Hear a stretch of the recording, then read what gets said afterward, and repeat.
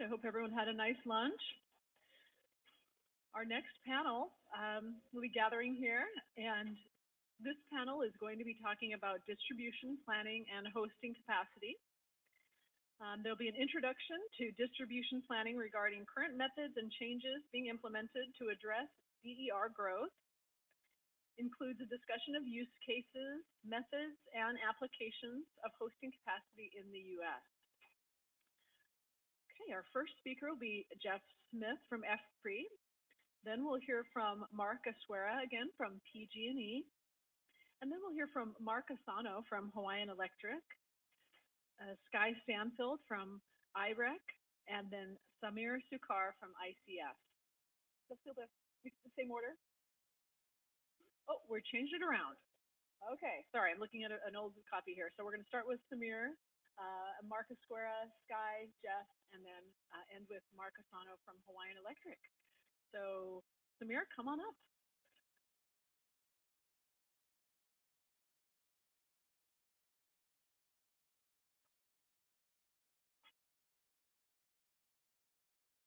Great. Okay, so I'm leading off after lunch, so I was told to keep this energized. So I'm going to do my best.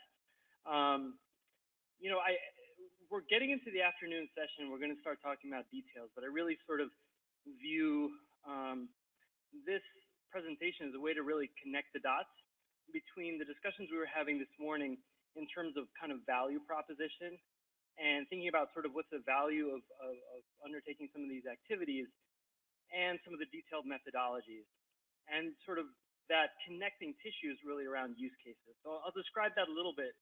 I'm going to be on the next panel as well, and it's going to be on this same topic, which is to describe a little bit of the work that we're doing on behalf of the Department of Energy to catalog some of the existing efforts across the industry landscape around hosting capacity and around locational value. So I'm going to walk through essentially, you know, the first half of this presentation as part of this panel, and then you get to see, the last half of it on the next panel. So to give you an overview of kind of what we're doing as part of the effort, the context here is that we're doing work on behalf of the Department of Energy to look at current efforts across the industry to implement aspects of hosting capacity and locational value. We're doing that sort of in the context of integrated system planning, so touching on all of the different aspects that sort of hosting capacity touches on, locational value assessment touches on. So really looking at it from a holistic perspective. And really what we wanted to do is kind of borrow from the framework you see here on the right is the DSPX taxonomy framework. DSPX is an effort that DOE is engaged in. They concluded phase 1 earlier and moving into phase 2. I'm not getting into details, but the important piece is that they have a taxonomy that at the top really starts with objectives. What do you want to get out of this? And that's really what I want to focus on for this presentation, also for the next panel is, what do we really want to get out of hosting capacity? What do we want to get out of locational value assessment? So that you're not starting from what's my methodology, what are my data inputs, what are my assumptions? You're starting with what value do I want to get out of this, and then thinking about the attributes that bring you to that objective, and then the capabilities that allow you to get to those attributes. So we're really borrowing on sort of that framework to really drive sort of that value picture, and we're using use cases as a vehicle to really talk about value. And I also want to mention that we're doing this work in coordination with a number of different activities. The DSPX is moving to phase 2. This is really sort of a prelude into some of those efforts, and we're coordinating with folks that are working on that. The Grid Modernization Lab Consortium that Juliet mentioned on the last panel is, as you saw, sort of looking at aspects of integrated distribution planning and some of the tools, and so we're coordinating across all those efforts. So hosting capacity. This is what we're here to talk about for this panel. And essentially, when we thought about sort of what's the value of hosting capacity, we thought about it in the context of these three use cases: a development guide, a technical screen, distribution planning tool. This isn't an exhaustive set, but looking at sort of across the activities being undertaken in the utility industry in the US, we felt that this was really representative. So what are these use cases? For a development guide, this might look like a heat map, that it's intended to accelerate DER deployment by focusing the development, focusing activities the developers undertaking, and to allocate that capital in potentially lower cost areas. So you're sort of more efficiently undertaking development. The challenge here is that you want it to be updated regularly, so you have sort of a current snapshot, and that you need to sort of employ data visualization so that you make this compelling for an external user, make it ease of use, consistency across utilities, et cetera, et cetera. So that's one. And there's a lot of examples of that. This is largely sort of the spirit under which the original heat maps in California were done in 2015. The New York utilities published heat maps serving this use case last month, and PEPCO and others also have these types of use cases in mind. And so we've seen a number of different iterations of this, a number of different examples of this. What we're seeing now is sort of moving into other use cases, other ways in which hosting capacity can be employed as a technical screen. So as we look at sort of how we look at addressing the DG application process, and we want to facilitate DG application in a more timely and robust way, we can think about hosting capacity as a way to replace some of the technical screens. So if before we use kind of canonical rules of thumb, we might replace it with some of the input that hosting capacity gives us. Now we're using it not just as an illustrative tool for developers, but now we're using it in a technical setting, and so it requires much more more precise and accurate information. We need to validate that against the results we're getting from the detailed studies, et cetera. And then, really importantly, the final use case is around distribution planning. And that's really sort of trying to address and reduce future barriers to DER integration by proactively identifying the system upgrades that can help to increase hosting capacity. And so here, it becomes incredibly important to think about sort of what are the data inputs, because if you want to think about sort of where you're likely to reach a constraint in your ability to accommodate DER on the system, you need to understand sort of how that load curve on the circuit is going to evolve. You need to understand how and where and how much DER is going to be added to the system, as Mark mentioned on the last panel, in terms of kind of forecasting. And so all of that requires a lot more data. It requires important analytics to sort of feed into that. And so implementing that can be a challenge in some cases. Just to give you a little bit of a flavor of what we've heard so far, this isn't meant to be exhaustive, but just illustrative of what we've heard from some of the interviews that we've had as part of this process. It's clear that kind of describing use cases helps to define the value that hosting capacity provides. And that's important not just to make sure that we're appropriately valuing what this analysis can do, but also making sure that we're not overstating the value that hosting capacity can provide, because it does tell us some things, it doesn't tell us everything. And being very sort of clear about what it doesn't say is as important as being clear about what it does say. Secondly, utilities contemplate stakeholder use cases that require sort of external publication of data. Means that you need to think about how much information you want to put out in terms of asset data.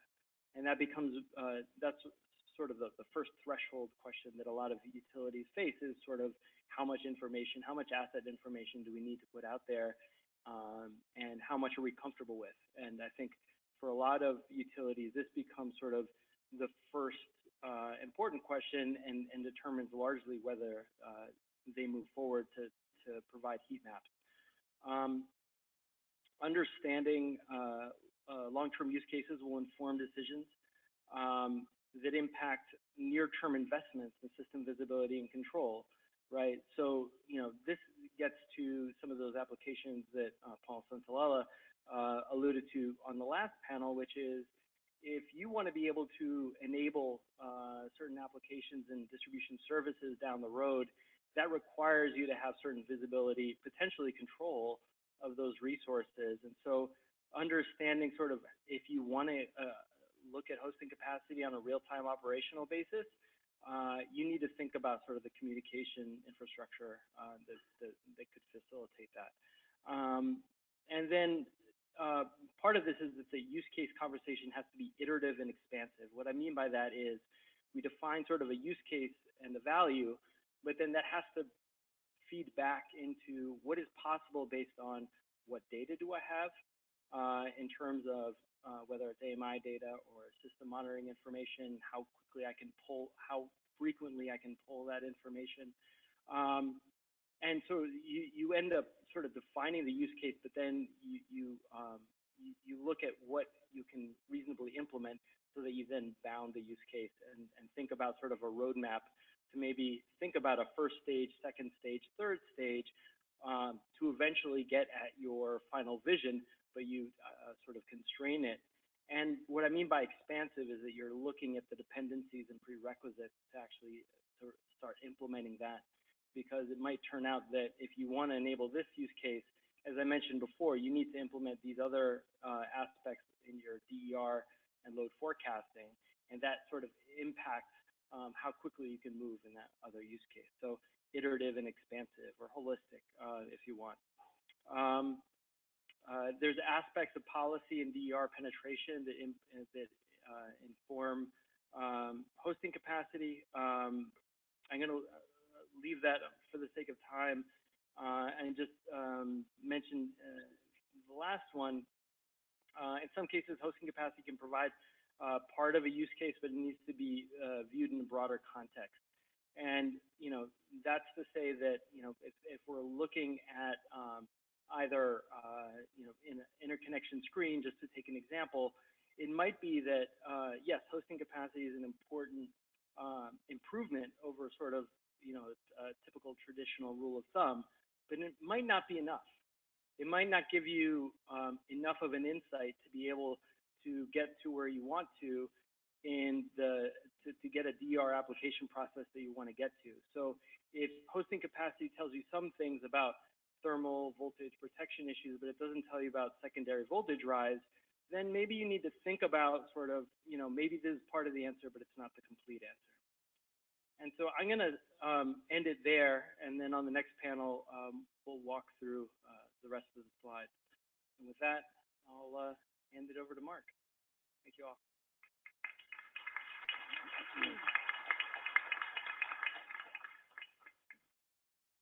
Thank you, Samir. So what I wanted to do in this particular panel was also to share PG&E's efforts in California around distribution planning, and specifically on hosting capacity. And so as you heard there before, as I mentioned, in 2015, PG&E put together its distribution resources plan along with the other California utilities, and one of the requirements was to perform hosting capacity across your entire system. So some things that we did in 2015, and some things that we learned in that, is that the modeling of our circuits was really key. And so it's really important as we start thinking about this integrated grid planning framework, the type of accurate models that the distribution planners have is going to be really important. And in with that is also not just the modeling of your actual wires, but the data that you are being able to pull, as much as that you can get it from actual data, particularly AMI, the better. That way you can get a more accurate predicted reading of what's going on in your grid.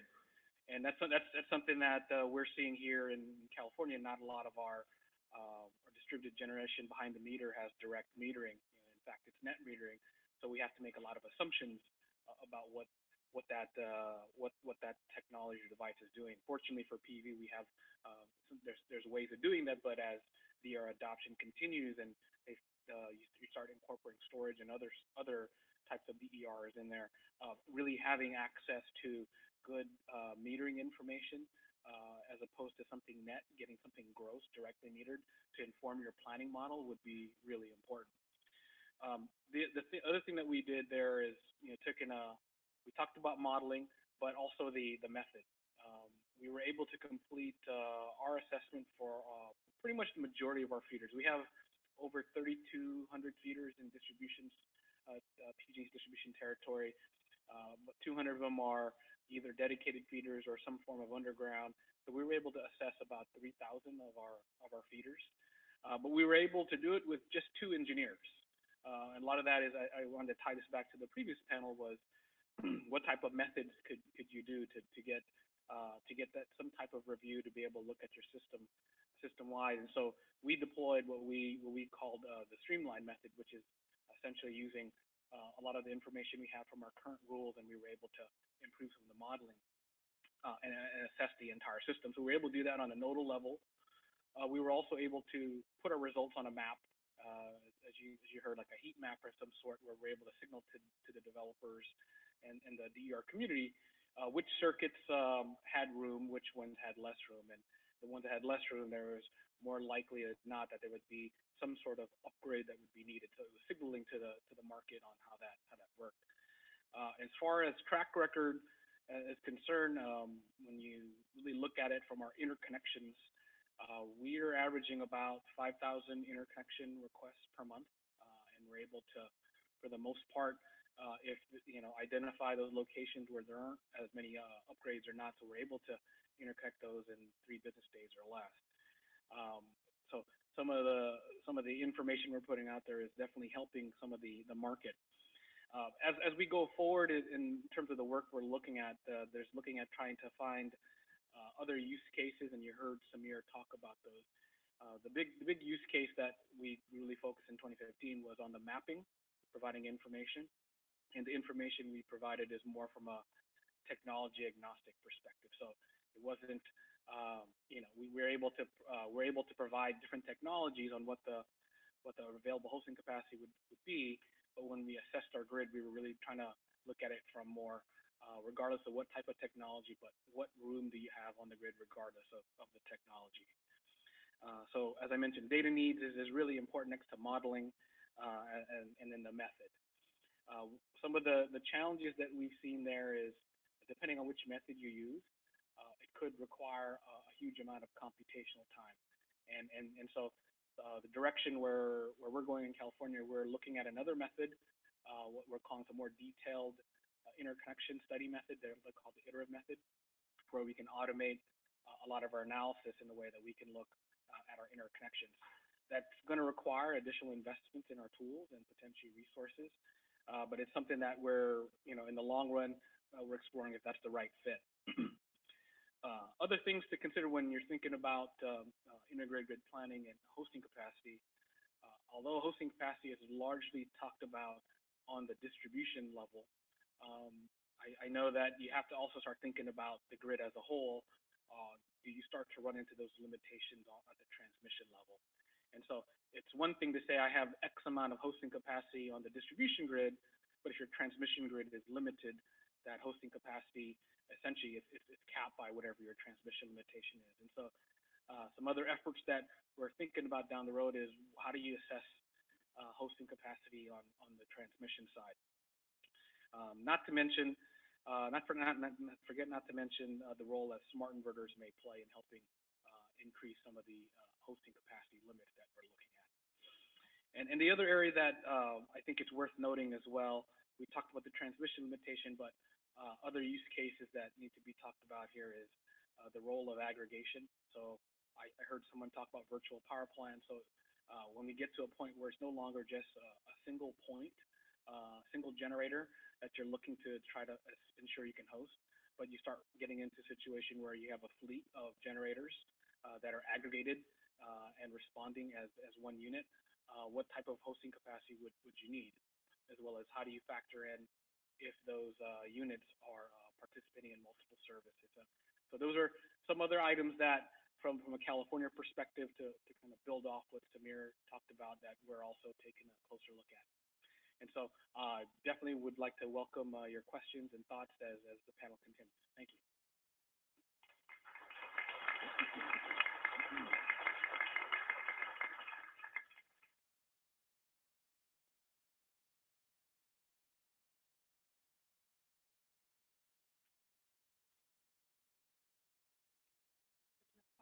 Oh, wait, there is. Okay. Hi, everyone. I'm Skye Stanfield, and I'm an attorney, and I live in San Francisco and work for a law firm called Shoup, Mahali and Weinberger. And I do most of my work for the Interstate Renewable Energy Council, which is better known as IREC. IREC is a nonprofit organization that works to expand consumer access to renewable energy. And we do this in a couple of different ways. And the sort of role that I'm going to play on today's panel is to bring the stakeholder perspective on hosting capacity. So in addition to IREC's work on training the workforce to make sure that there's quality people up on the rooftops installing solar panels, and producing consumer empowerment resources to help consumers understand their energy choices, we do a lot of work on regulatory reform, and that's where our discussion fits in today. So in this space, we've been participating in discussions about hosting capacity in regulatory proceedings across the United States. In particular, we're active members of the working groups that have been convened in California and New York, and are also very engaged in Minnesota, who's doing it more in sort of a paper versus working group format. And then we're also in early discussions in a number of other states. I suspect that at about 5 to 10 states in the next 2 years will also take on the hosting capacity effort. So we're monitoring those discussions across the country. And this picture on your right is of a paper that will be released at the beginning of December. That is a regulator's guide, basically, to how to do hosting capacity. So it's not focused on the really nitty-gritty technical details, but more on the sort of process around how you have the dialogue about hosting capacity, what kind of engagement and questions you need to be asking as you guide the utilities who are going to be doing the detailed technical assessment. So let's dive into this a little bit. We've already had a couple of initial discussions about these use cases, but before I jump into that, I realize we haven't actually said in a really clear way, what is hosting capacity, or what do we mean? So for IREC's standpoint, we're looking at hosting capacity in the simplest way as an assessment of what each node on the grid, or you can do it at a line section or substation level, but ideally at a nodal level, how many DERs can be hosted at that site without requiring major system upgrades in order to do that. It's important to realize, though, when we talk about what is hosting capacity, that it isn't really one number, because not all DERs operate the same. So, for example, energy storage, which is a load source, essentially, versus PV, which is generating, those are two very different things. And the ability of the grid at any one point to host DERs depends on which DERs you're talking about. So when we've been participating in the discussions in different states, a lot of the early states jumped over this discussion about hosting capacity use cases because the utilities largely were being progressive and had begun their discussions about looking at hosting capacity internally to understand their systems. And I think that's part of where we are here in Hawaii. But when you start the conversation at a regulatory standpoint, you want to bring in stakeholders and the commission to sit down and say, well, what do we want to get out of this? And I think that the other commenters have already touched on why it's important. You need to understand, if you're building a model to do this, what you expect the outcomes to be and what you want to do with those outcomes in order to figure out how to best build the model and what it needs to be able to do. But there is an agreement on the details of the use cases, and that's why it's really important to have that discussion early on and have that discussion with a full range of stakeholders involved. And this has been the big misstep I think we've seen in a number of states, is the utilities have, in good faith, started the hosting capacity efforts. They've maybe selected a model or begun early efforts before they brought in stakeholders and even the commission into the dialogue about what should be done. And that's resulted in a little bit of tension around what was ultimately selected, because the stakeholders may have a different vision about what they want to achieve from hosting capacity than what the utility or the commission may have. So that we've identified basically 3 different use cases, and these are framed differently than how Samir framed them. The first one is interconnection of DERs. The second is distribution planning, and these are interrelated, but I'll talk about more about how. And then the third one we've identified is not as a direct use case, but what we're calling a complementary function. And that's to help guide the identification of locational values of DERs. And that's going to be talked about in the next panel.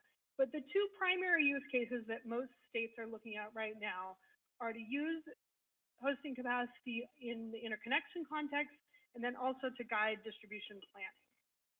So I'm going to spend most of my time talking about the interconnection use case, not because the planning use case is at all less important, but because I'm going to use the interconnection use case to guide how the discussion should happen around the distribution planning use case. And the reason I'm starting with the interconnection use cases is that most states are not very far along in their discussion about what exactly the planning use case means. And I think that that's something we should all think about and stop here in Hawaii as we talk about this integrated grid planning process. What exactly is the role of hosting capacity as we get into planning? So let's use interconnection as the example. So the interconnection use case, one broad use case, but there's a lot of sub-elements to it. We've broken this out here into 3 components. The first is to inform interconnection, and this is what's mostly been referred to so far. It's put a map out there that shows the potential capacity of lines to help guide interconnection customers to sites where there may be available capacity, or to let them know where there is not available capacity. The second is to actually automate the interconnection process, and that's to move away from the one-by-one study process where an engineer actually handholds an interconnection application through the review, using a set of automated or technical screens, to a more actual assessment of the system that can be determined through a model and therefore accelerate the interconnection of DERs. There's a lot more to that. The easiest step is just to say, are you within the existing hosting capacity? Meaning, yes, you will not cause or trigger the need for upgrades.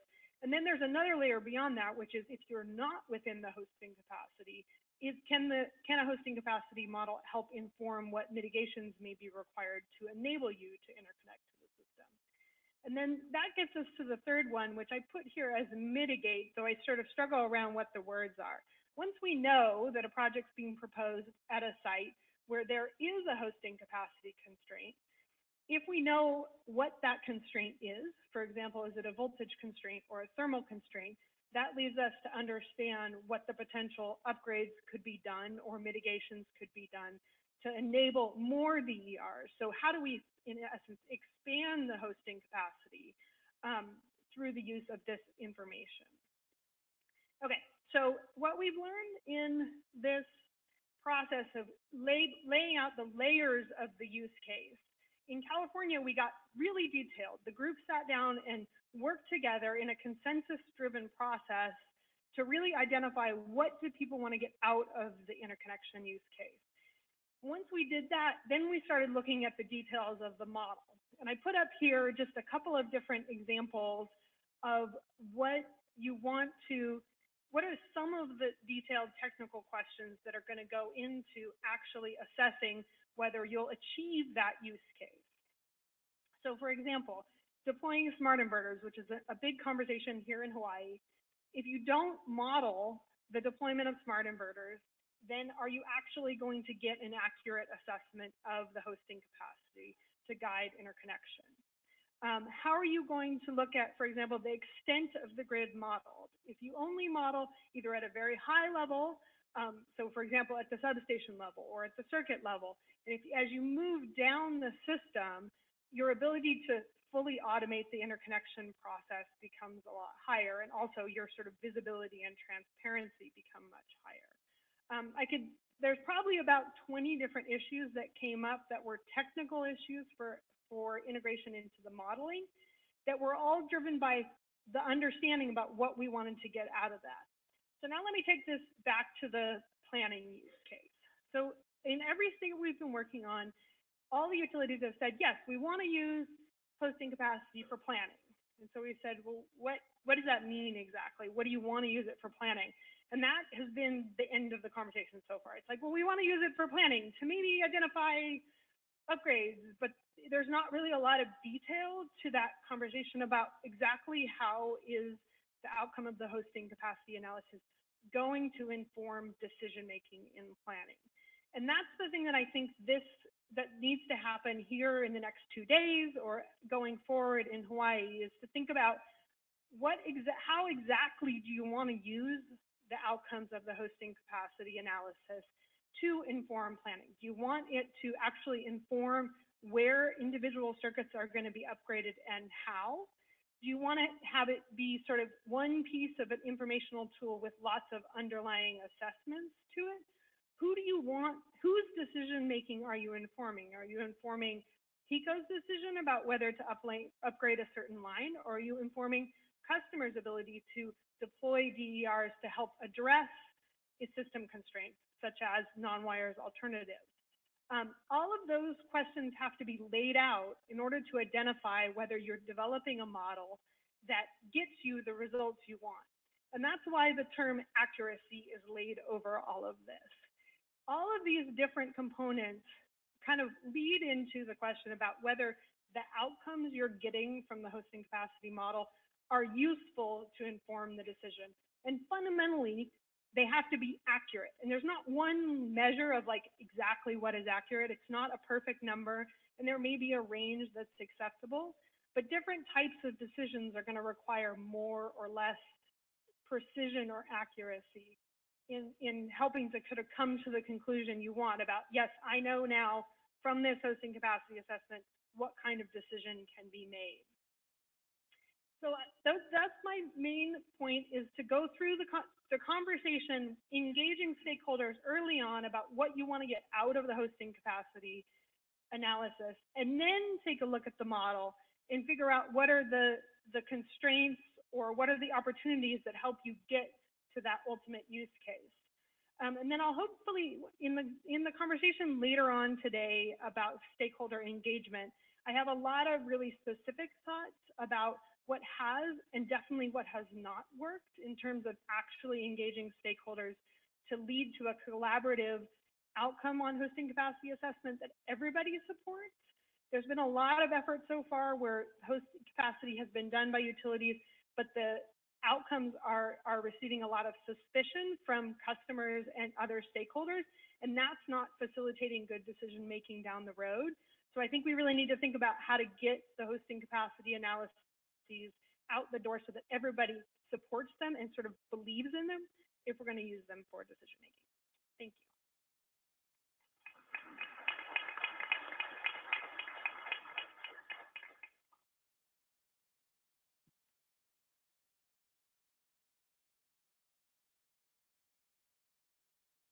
Thanks, Guy. Jeff Smith again from EPRI, and yes, I still have my coat on. I set the precedent for myself. I didn't change. So I didn't introduce EPRI earlier. I probably should have.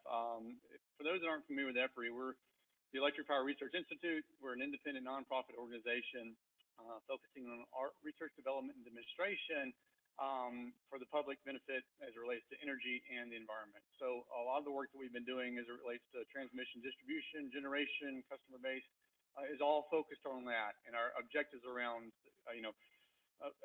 helping realize safe, reliable, affordable, and energy efficient and environmentally conscious energy. So just a little bit of background. I realize there's a couple folks in the room that probably aren't familiar with that. But so question, before today, I got a raise of the hands of who has heard the term hosting capacity before today? Wow.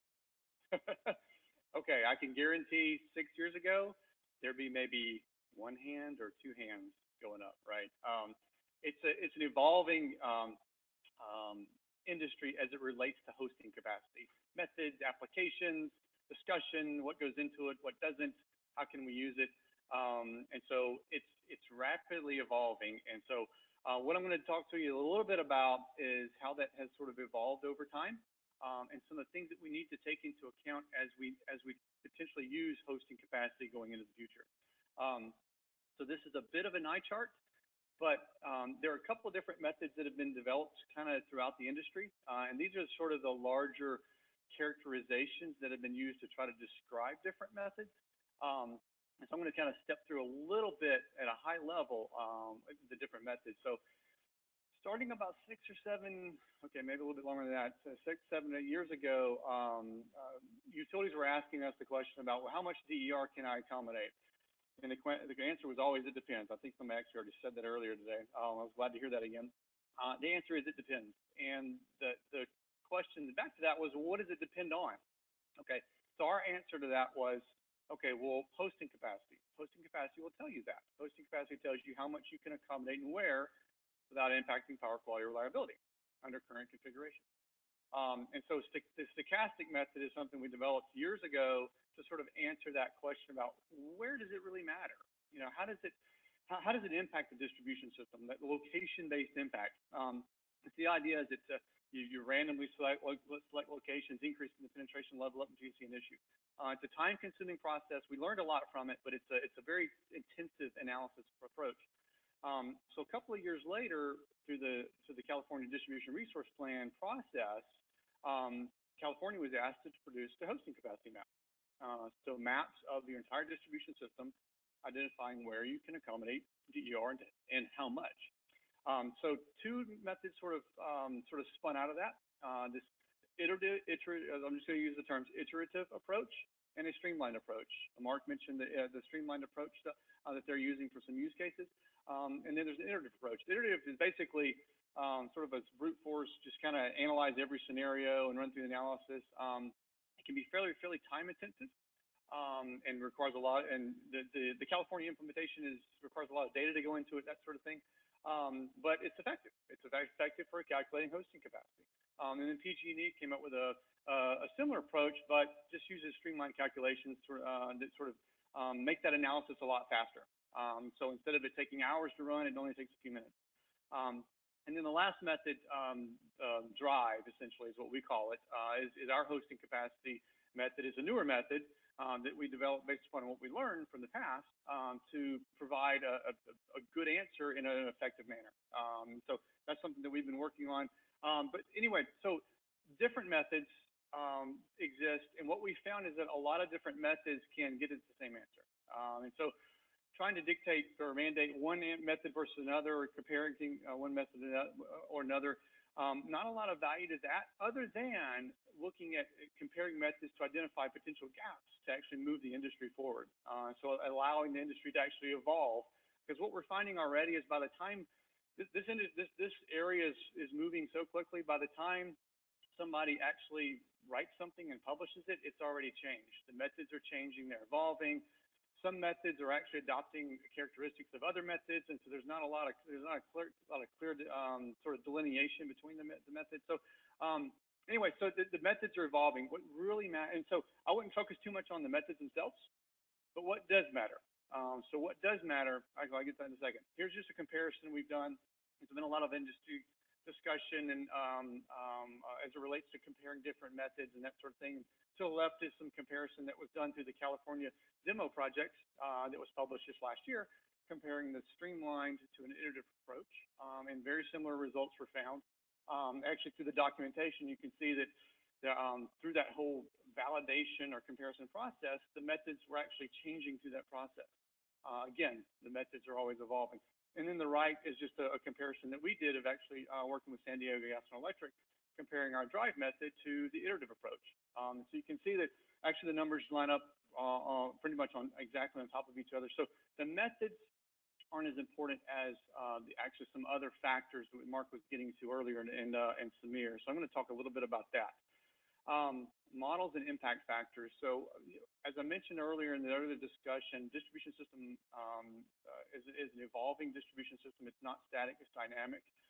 When I was 25 years ago, when I was co-oping as an intern, while I was going through school, I worked with a utility, and I was asked to go through, drive a truck with a map and identify everything that's on every phase and identify where phasing was wrong. And so I did that. I spent 3 semesters doing it. I was so proud of myself. Drove thousands and thousands of miles. Who was it that said the first thing to do is to walk the line? Who said that? Somebody said that. So, okay, so I did that, right? And so I got done, and I came to the engineer and I said, I'm done. Please give me something else to do. And he said, we'll start over because it's all wrong again. The system is changing that fast. And so models are an approximation. They are, and they're always going to be wrong, but we use them to try to come up with the best answer that we can. So utilities are working on that. They will continue to work on that. And the utilities are in different spaces as it relates to that. So models matter. But the other things that matter, there are some other impact factors that really drive hosting capacity results. And you probably can't see that in the right-hand column. A couple of different things. Obviously, some of the things that I mentioned earlier, location, the DER technology. Is it energy storage system? Is it solar? Is it wind? Is it CHP? Is it a fuel cell? Is it a diesel genset? That's that kind of thing. So the technology matters. Are you using smart inverters? And to not just are they being used, but how are they being used? Those are some of the important things. The aggregation impacts of high levels of rooftop PV, rooftop behind the meter DER. How does that impact at the aggregation level? Some of the things that matter. A couple other things, voltage control schemes on the grid side, how it's configured, phase balancing, that sort of thing. There's a long list of things that actually impact the actual hosting capacity value. And actually, some of these, we're writing a report on this to sort of to provide input to to provide understanding to the industry as it relates to how these things actually impact hosting capacity. Some of them can change it considerably. And again, it's an approximation, so you want to use the best data you can with the resources you have available. So Samir and Sky talked about some of the applications, some of the use cases for hosting capacity. So this is a nice segue as it relates to some of these use cases, but what really needs to be considered as it relates to these use cases. So thinking about enabling DER planning. So the three that we typically recommend for hosting capacity is 1, planning, 2, informing developers, and 3, informing interconnection screens, assisting with interconnection screens. So enabling DER planning, some of the things that matter kind of already come up through some of the discussions, scalability of the method. So Juliet mentioned earlier this morning how it can be difficult for some utilities to run a hosting capacity assessment across their entire system. Well, some methods actually don't require a lot of data and actually can be pretty efficient at doing that. I think Mark was mentioning that they're using something like that in PG&E. And that's what sort of our drive method is intended to do, is to give you a look across that system in an effective manner. So what does that do as it relates to planning? Well, it helps you identify where you have constraints as it relates to DER. That's the first step. Then it also can allow you to run scenarios, look at different deployment scenarios, different growth rates for solar PV, rooftop systems, that sort of thing.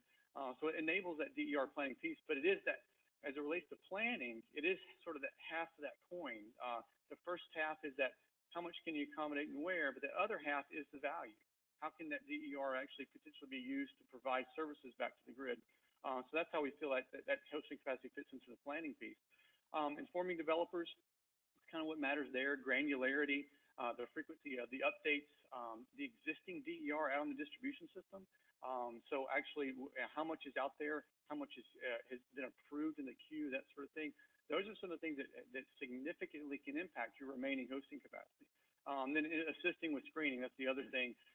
We feel like it's a potential method that can be used to automate some portions of the interconnection screening process. But because of the uncertainty with regards to models and data, that sort of thing, we always feel like the engineer needs to be part in that loop, because I've done a lot of modeling and simulation over the years. That's my background. That's what I've done for a long time.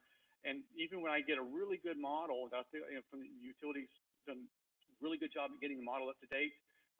You run an analysis and you go, oh wow, there's actually still something wrong with it, and it's just because there's so much uncertainty. So the engineer in the loop. So hosting capacity can assist with that with some engineer oversight because of the issues around the data, that sort of thing. So those are the three use cases we see: enabling DER planning, informing developers, and assisting screening.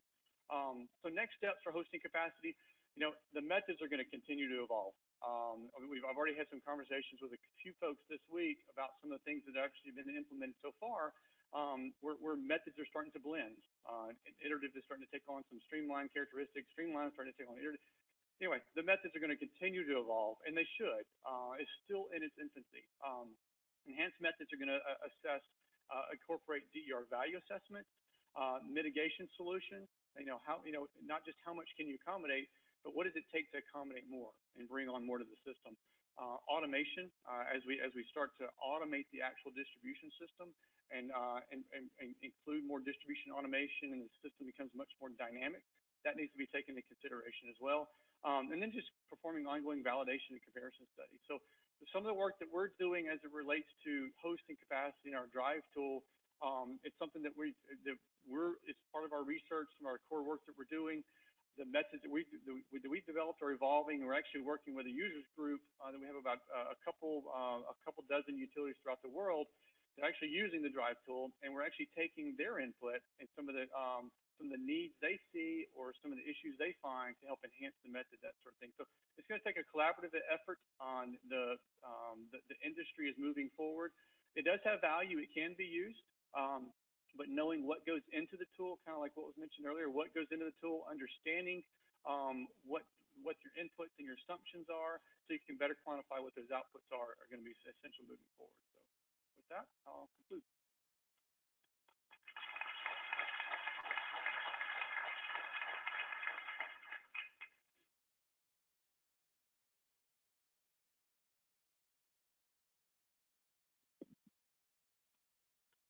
Good afternoon, everyone. I'm Mark Casano with Hawaiian Electric. I'll be talking about some of the work we've done thus far on hosting capacity. So a lot of you may be wondering, what is distribution planning and what is hosting capacity, and how those two things fit together. So traditionally, distribution planning or distribution planners have been responsible for ensuring that the distribution system has enough capacity to accommodate load growth. Things like new developments, new buildings, new businesses. But today, with the proliferation of distributed generation, distribution planners are now faced with integrating rooftop PV solar. And so we've been using a tool called hosting capacity, which we have defined as the amount of DER that a circuit could accommodate, regardless of location, before violating or exceeding any of our power quality or reliability criteria. And so the reason why we've been using this analysis for the past couple of years is because we feel that it's an essential tool to enabling customer choice and reaching our shared goal of 100% renewable energy. So one of the critical ways that we can enable customer choice is through this engineering analysis. And this will allow us and give us the confidence to continue to deliver electricity to our customers. And so we have a history of conducting our hosting capacity analysis, and we've always been on the leading edge. So back in June of 2015, we published our hosting capacity analysis for our entire distribution system. We were one of, if not the first utility to do so. And so at that time, we had been using screening thresholds, rule of thumbs, in order to determine whether an interconnection application could be safely interconnected. A lot of utilities across the industry were using metrics such as daytime minimum load. So what we were doing at that time was screening projects on circuits up to what we were calling 250% of daytime minimum load. So we would allow projects to interconnect up to that threshold. But we quickly learned that those screening thresholds didn't appropriately reflect the individual location-specific characteristics of a circuit. So that is when we made the decision to move towards a hosting capacity analysis. So because of that, customers have benefited. And if we look at the 250% daytime minimum load threshold, as we move to circuit hosting capacity, we've been able to interconnect 33 megawatt. Customers have installed 33 megawatts over that, in excess of that threshold. And if you look at the entire distribution system, what the analysis tells us is that across the distribution system, above the 250% daytime minimum load threshold, our circuits can accommodate up to 318 megawatts. And so that analysis has been sufficient to date, especially when we're looking at rooftop solar. But we know things are changing and customers are using new technologies. So at the circuit hosting capacity analysis that we've done to date has largely been static in nature. And that is, we've looked at the worst case hour of the year. For example, when the sun is shining the brightest and solar is outputting the most and load is at its lowest. But as we move forward, we have a vision to improve that analysis and recognize the different technologies that are coming into the market. And so part of that vision of improving hosting capacity is ensuring that we recognize different technologies. For example, if a customer wants to install a battery to be more resilient, or they want to participate in a demand response program or purchase an electric vehicle, we need to make accommodations for those so that we can enable customer choice going into the future. So we want to get away from the day-to-day interconnection business and focus more on our long-term planning so that we can accommodate new customer choices. So to do that, we are progressing our thinking on distribution planning and seeking to create an industry-leading process. So as some of you know, our power supply improvement plans rely heavily on customer-cited resources. So in the future, the distribution planning will increasingly become more important to the system. So instead of just being a load center, the distribution system now becomes a generator and also the source of ancillary services that'll keep the grid secure. So as we consider this type of analysis, we want to be more granular and take advantage of the increased data that we will collect as part of modernizing the grid. So we want to be able to build load shapes for different types of resources. So in this illustration here, you can see that we have a typical load curve for a distribution system. And if you look at different hours of the day, the load will vary. So as customers put different resources like PV plus storage, electric vehicles, or dispatchable storage, we want to find ways to optimize the resources and shape these curves in order to reliably interconnect the various resources. So there's been a lot of talk about extracting value, and this is one of the ways we can do it, is as we see different resources come on and our customers and how our customers behave, can we move these resources around and optimize them in order to have a safe and reliable distribution system? And so part of doing this is building a model that is flexible to accommodate future DER programs and technologies like time of use rates, smart export, other grid exporting programs. And we want to be able to standardize our methodologies and build more refined DER forecasts and load forecasts. So as we move forward, we want to also make and create a distribution planning process that is efficient. So by focusing on long-term planning, we can get there by a combination of modernizing the grid through our grid modernization implementation and using new technologies, coupled with granular analysis like hosting capacity. So in the bigger picture, part of the integrated planning process, we can use tools such as hosting capacity to look at things like locational value. So how many of you out there know what this is a picture of? So some of you may have done projects in elementary school, but this is a Rube Goldberg machine. So these these machines, although they're fun to build, they're really inefficient, full of convoluted twists and turns, and they use chain reactions to accomplish a simple task. So what we want to avoid is building a process that is a Rube Goldberg machine. So the goal is to have a streamlined and efficient process. However, inevitably, the laws of physics and changing market conditions will introduce twists and turns into the process. But if we can resist the urge to make exceptions and making changes here and there, we want to build a process that can withstand emerging technologies and be able to consistently apply and repeat our methodologies to ensure a safe and reliable distribution system. So if all goes as we hope, not only will we end up with a process that is advanced with tools and engineering analysis that is robust and transparent, but we'll have something that all of our stakeholders can support. And so finally, we have a lot of work to do and there are a lot of challenges, but we can all meet the shared goal by collaborating.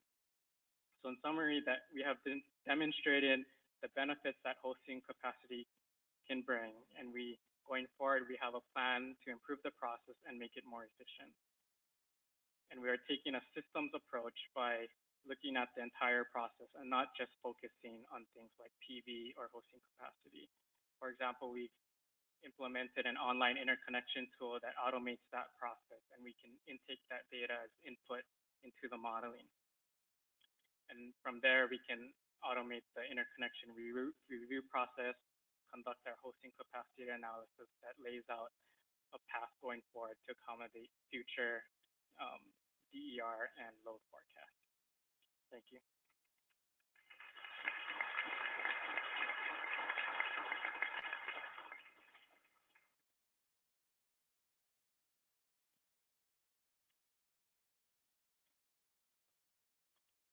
Okay, that was excellent.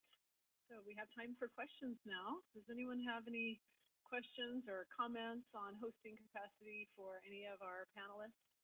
I think we heard a lot of different aspects of distribution system planning and hosting capacity, but who has any questions or comments?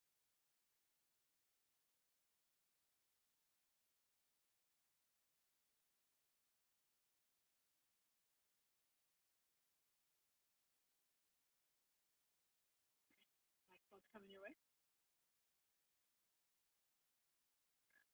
Okay, I'll bite. I'm Leslie again with the Air Council. Mark, I don't want to put you on the spot. So, but just curious, with the other methodologies that Jeff talked about, the stochastic, iterative, streamlined, indirect, can you put in context what the Hawaiian Electric's hosting capacity, what style that is, and if you're envious of any of the other types and want to transform that or change it as we move forward? Thanks. Yeah, thanks, Leslie. So because of our situation where we've had a lot of highly saturated circuits, we've sort of been forced to go straight to the iterative method. So when we perform our load flow analysis, we have the PV in all the locations or at the appropriate locations with the houses. And we're able to run our load flows and iterate through that process until we come up with a hosting capacity value. One of the things I didn't mention was that, and I think was mentioned earlier, is that once we come up with the hosting capacity, that's not the final number. We're constantly finding ways to increase the hosting capacity. And we've been able to do that through a lot of the research we've done with NREL on smart inverters, as well as some of the voltage regulation adjustments that we've made over the past couple of years. All right, other comments or questions?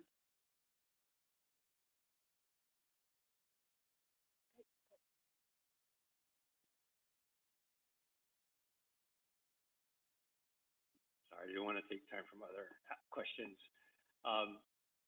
What I didn't hear in the discussion in this panel yet was how hosting capacity applies to different parts of a distribution system.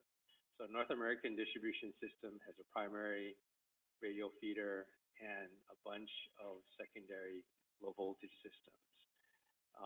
And so just as a broad question to any of the panelists, from your experience, the work that you've done, the reviews that you've done, can you talk about the application of the hosting capacity methodologies that you've done and experienced, and kind of speak to how it applies to primary and secondary systems? That's a good question, Colton. So most of the work has been done on the primary side across the industry, and that's driven mostly by the fact that most of the models and that visibility at the secondary level has been unknown, right? I mean, there's just not a lot of information there.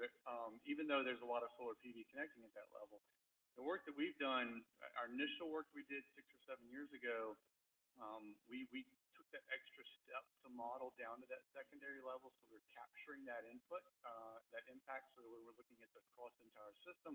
We're doing medium voltage and low voltage as well. And what we found is that, yeah, a lot of times your secondary systems can be your limiting factor. And you guys have seen that already, and that's why you deployed some of the voltage regulation schemes and solutions. But that may not be the limiting factor in a lot of other cases. You know, it depends on your location on the feeder, that sort of thing. Secondary can be a limitation in some cases, maybe not in others.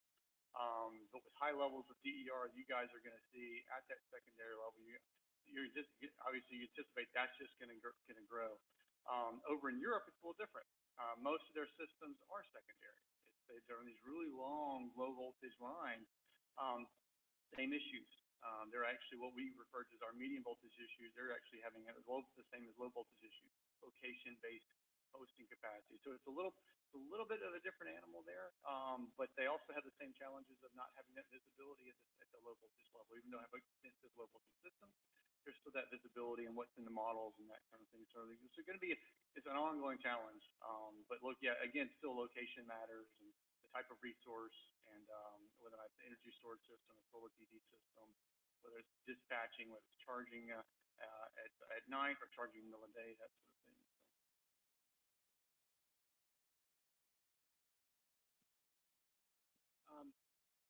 Yeah, so just kind of building on that a little bit, as Jeff mentioned, primarily the analysis has been done on the primary, and sort of the important point to note is that the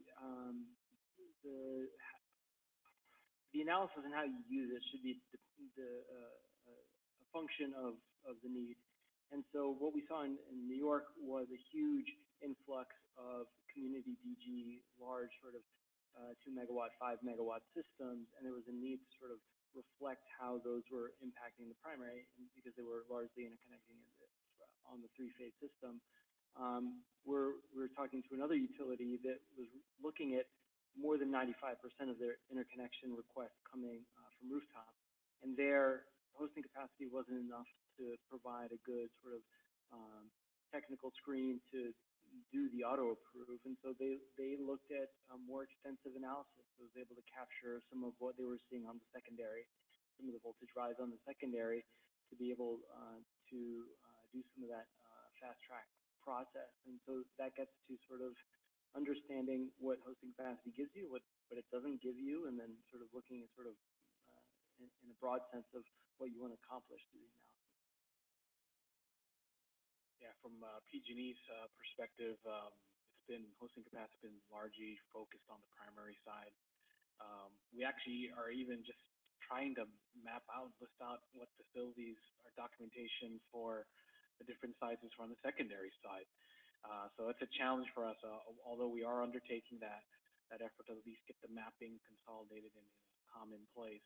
And I can see, to what Jeff mentioned, others, that we will need to expand down to the secondary to capture those. Use cases that we see, obviously there's the use case on the primary for interconnections on how customers can get more informed. But we're really looking at it as, can we use that information from the forecasting, as I talked about, where and when, and then figure out how much, and then when you put the two together, do you have a deficiency in time that you'll require reinforcing your grid? I mean, so we're really looking at it that way from a future planning perspective. All right, another comment back here, question. Ren Orens from E3.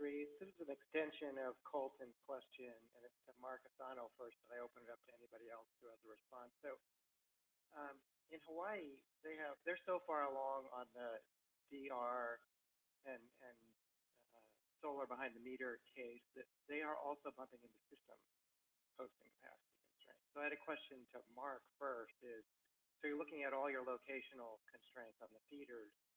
What is your rule when you bump into the system constraint before you hit for hosting, before you hit your feeder constraint? Yeah, so there's a few things that go into the system constraints. So in Hawaii, for example, we have things like contingency events where if a large generator trips offline, and based on what generators are running at that time, we may have a situation where our frequency will decay, potentially leading to it could lead to a blackout. So those are more contingency type events.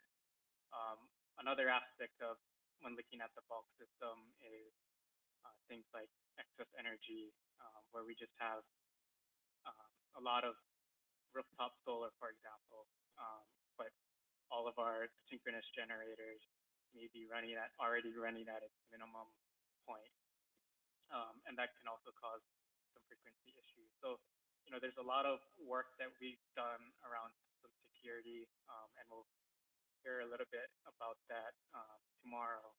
But specifically to your question, Ren, recently the commission came out with an order for a new program called CGS Plus, and I think it's recognized there that we are starting to run up against some of our system constraints like excess energy, because they are now allowing us to be able to control those types of systems like CGS Plus. So I think there is a recognition here in Hawaii to some of the system constraints we're facing, and we are doing things and looking at solutions to address those issues. I will say one of the other things that we are looking at are sort of like a grid services portfolio where customer resources can provide services like fast frequency response to mitigate some of those contingency concerns. We have another question over here.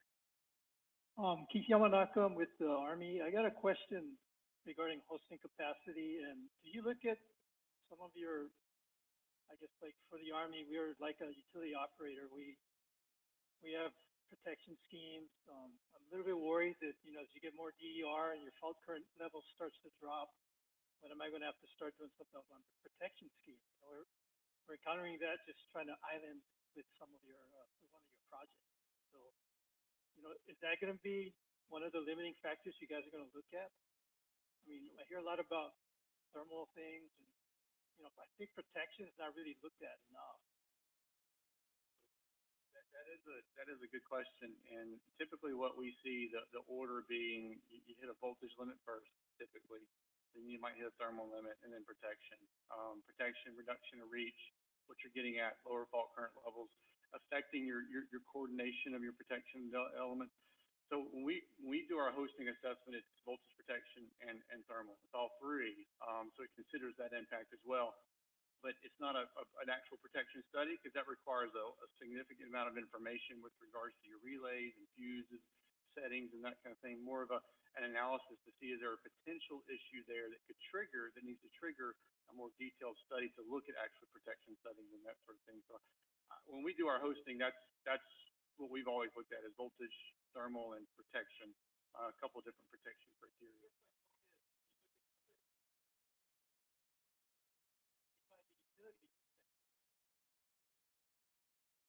So like other DER on the system. I would mean a military basis breaker settings. Yes, yeah, so that would be more of a detailed actual study. Okay. That gets into the settings and that sort of thing. I'm wondering if you're going to ever hit a point with so much DER, the fault currents drop so low that people are overlooking, even say a facility's ability to protect itself, right, in a fault situation. Yeah, you have to consider in that type of situation where you have other resources and other protection devices on the system, you do have to look at the sensitivity of existing or proposed DER on those protection elements as well. Because really, it boils down to where your breakers are, where your relays are, and looking at the fault current levels at those locations. So it's something that can be part of the analysis if there are other relays and breakers out on the system that need to be considered. Yeah. All right, that's a great question. Anyone else have any questions for our panelists? Here, looks like.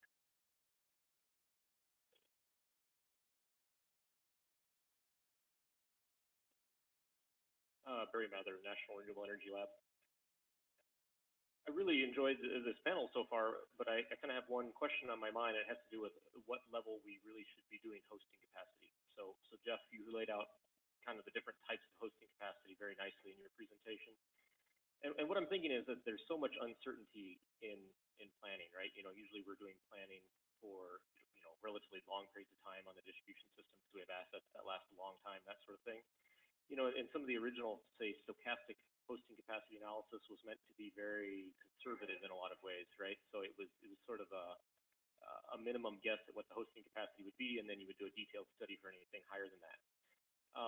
When we get to the locational type work, which, you know, makes a lot of sense, what I'm wondering is what is its sensitivity to the specific, say, state of the circuit, right then and there, right? What I'm worried about is if your DER hosting capacity at a certain node is contingent on a factory or a, you know, commercial building load being there, and of course there's no guarantee that that's going to continue to be there for the next, you know, whatever 30 years or whatever our planning horizon is.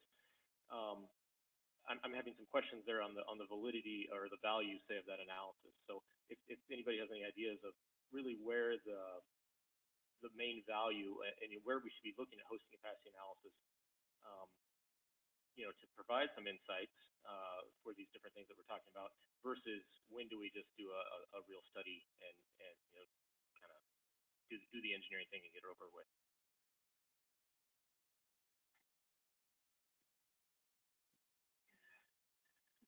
So, you know, it's a good question. I think it speaks to some other points that were being talked about distribution planning, the need to review and assess your feeders on an annual basis, right? So the needs of the customers may change to the point you mentioned there, to understand, do I need to increase capacity here, or am I seeing load dropping off that I actually have more room on this particular feeder to do additional switching, to move additional load off of that. So I think you know, to answer your question there, it depends. I don't think I'm the first one that said that. I was waiting for someone to say it depends. Someone already did that, so I'm probably the second person. So it depends, but I would really take a closer look at is from the where and when on the projection perspective. Are you expecting high growth of DERs on this feeder? And then I would consider ramping up my attention on that feeder and from a hosting perspective.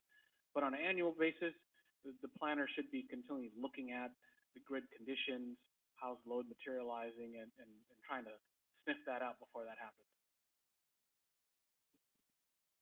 I think